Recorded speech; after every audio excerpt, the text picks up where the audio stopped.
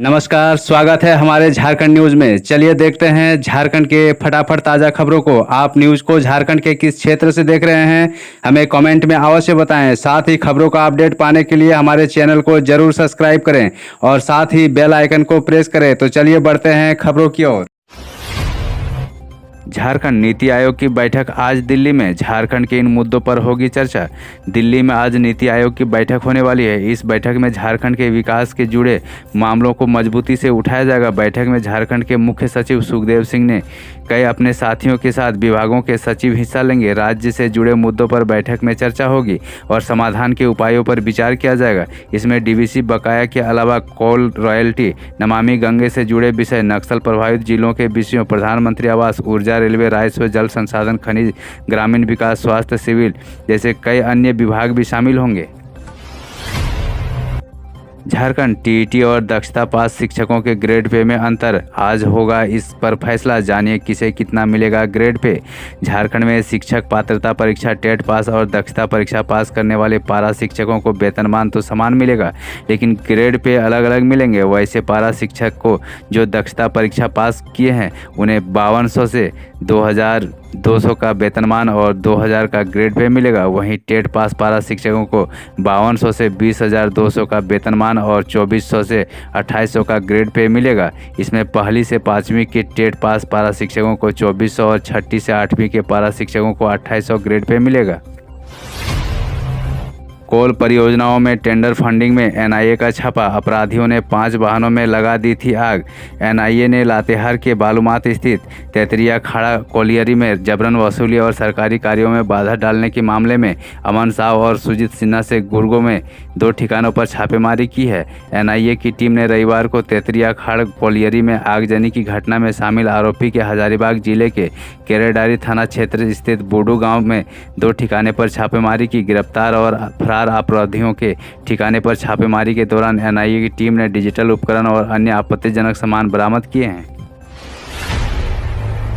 Corona से जंग, corona टीकाकरण के लिए गांवों तक पहुंच रही सरकार। पंचायतों में लगेगा वैक्सीनेशन कैंप।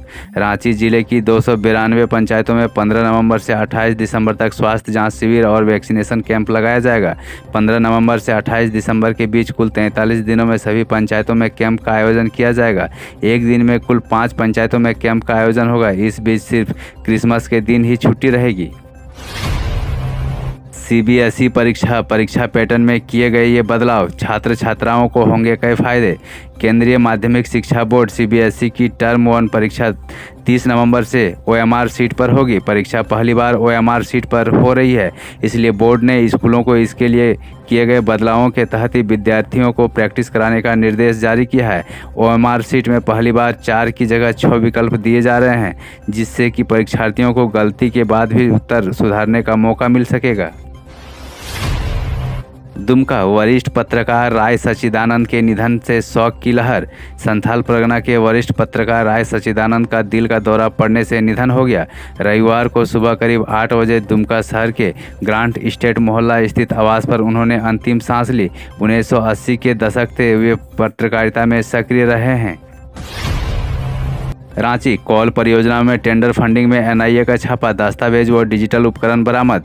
एनआईए ने लातेहार के बालूमाथ स्थित तेतरिया खाड़ कोलियरी में जबरन वसूली व सरकारी कार्यों में बाधा डालने के मामले में अमन साव और सुजीत सिन्हा के गुर्गों के 2 ठिकानों पर छापेमारी की है। एनआईए की टीम ने रविवार को तेतरिया खाड़ा कोलियरी में आगजनी की घटना में शामिल आरोपी के हजारीबाग जिला के केरेडारी थाना क्षेत्र स्थित बूडू गाँव में 2 ठिकाने पर छापेमारी की है।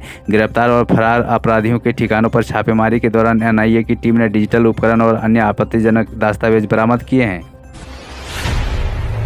प्राइमरी से +2 स्कूल तक के टीचर की बदलेगी तबादला नीति, अंतिम सहमति कल। झारखंड के सरकारी स्कूलों में शिक्षकों का अंतर जिला तबादला और स्थानीयकरण नीति पर मंगलवार को अंतिम सहमति बनेगी। स्थानांतरण नियमावली संशोधन के गठित कमेटी की अनुशंसा पर चर्चा होगी और इसे प्रस्ताव में शामिल करने का निर्णय लिया जाएगा।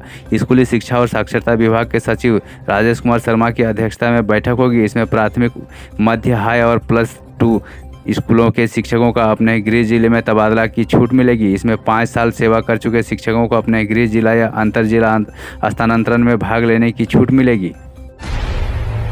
सुबह शाम बढ़ने लगी कनकनी, तापमान 4 डिग्री गिरा। जाने अपने इलाके के मौसम का हाल। राजधानी रांची में छठ के नहाय खाए के दिन भगवान सूर्य के विघ्नहीन दर्शन हो रहे हैं। आसमान साफ है और हल्की हवा चल रही है। इससे लोगों को ठंड के साथ कनकनी का एहसास हो रहा है। सुबह 7 बजे शहर में तापमान 14 डिग्री सेल्सियस रिकॉर्ड किया गया है। मौसम विभाग के अनुसार रांची में सप्ताह भर में न्यूनतम तापमान 4 डिग्री सेल्सियस नीचे गिरा है। 2 नवंबर को रात का तापमान 17 डिग्री था, जो 7 नवंबर को घटकर 13.8 डिग्री सेल्सियस पर आ गया है।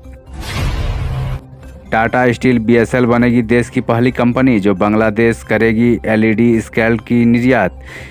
टाटा स्टील 100% स्वामित्व वाली टाटा स्टील बीएसएल देश की पहली कंपनी होगी जो बांग्लादेश को प्रतिवर्ष 100 केडी एलईडी स्लैग का निर्यात करेगी। टाटा स्टील प्रबंधन ने घोषणा की है कि सतत इस्पात निर्माण की दिशा में यह सबसे महत्वपूर्ण पहल है।